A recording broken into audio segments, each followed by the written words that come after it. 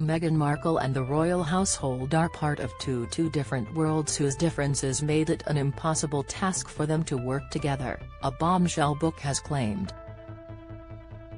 Royal correspondent Valentine Low reported a palace source claiming that no matter which private secretaries were advising the late Queen and other members of the firm, there was a too wide gap between Meghan and the firm to be bridged.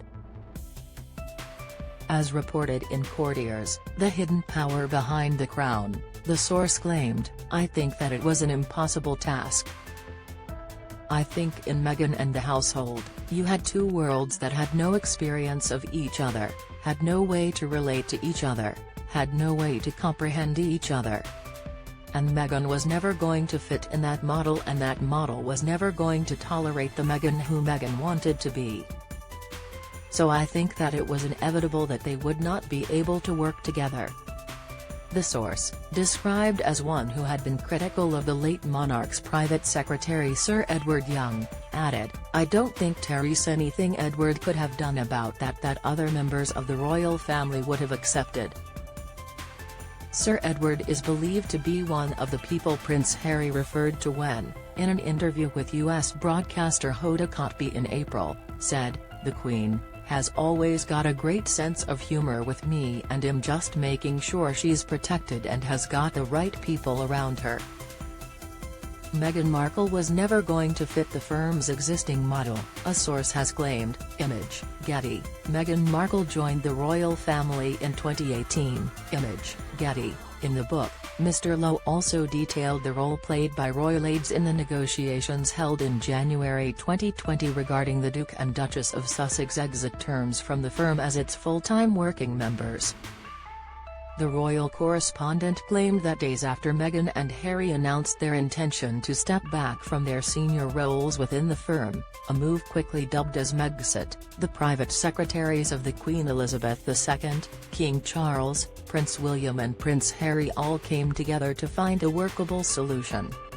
The author claimed the aides worked through 5 different scenarios, giving Meghan and Harry a different degree of freedom from the firm's obligations. However, in the end it was Queen Elizabeth II who reportedly decided the deal would be off the table unless Meghan and Harry agreed on still abiding by the restrictions applied to working members of the firm. Read more. Duke of Kent's mother lived in genteel poverty after tragic event. Meghan Markle is leading a podcast series called Archetypes. Image, Getty. Meghan Markle and Prince Harry during a walkabout in Windsor with the Waleses. Image, Getty. The Duke and Duchess of Sussex had highlighted in their statement dated January 8, 2020 their intention to live between the UK and North America and become financially independent to ditch the sovereign grant, a move they hoped would diminish the level of public scrutiny in their lives, while at the same time continue to serving the Crown and the late Queen through royal visits and duties. Following a meeting that became known as the Sandringham Summit in mid-January 2020, the Duke and Duchess of Sussex agreed to harsh exit terms, which saw them being taken away the rights to carry out royal engagements and use their HRH styles in an official capacity, as well as relinquishing their military and royal patronages. In turn, they gained the freedom to move abroad and start working on for-profit projects, such as Meghan's podcast series with Spotify, and support causes such as racial justice and voting rights in the US not normally championed by firm members. Don't miss Kate's encounter with protester shows she will be gutsy queen. Insight royal expert details reason why Prince Harry will never return to UK. Expert King Charles wants his son back after slimmed down monarchy. Report, Meghan, Harry, the Queen and other members of the firm in 2019. Image, Getty. Meghan Markle's life in pictures. Image, Express. Trending. Meghan and Harry relocated to California in late March, days before they were officially stepping down as working royals.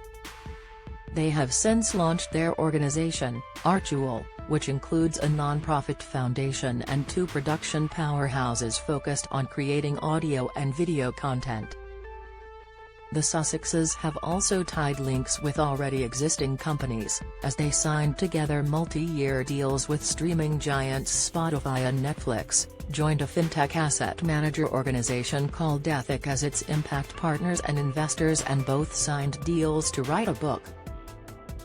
While Meghan released her children's story The Bench in June 2021, the Duke is expected to publish his memoir later this year, albeit there have been reports claiming the release could be pushed back to 2023.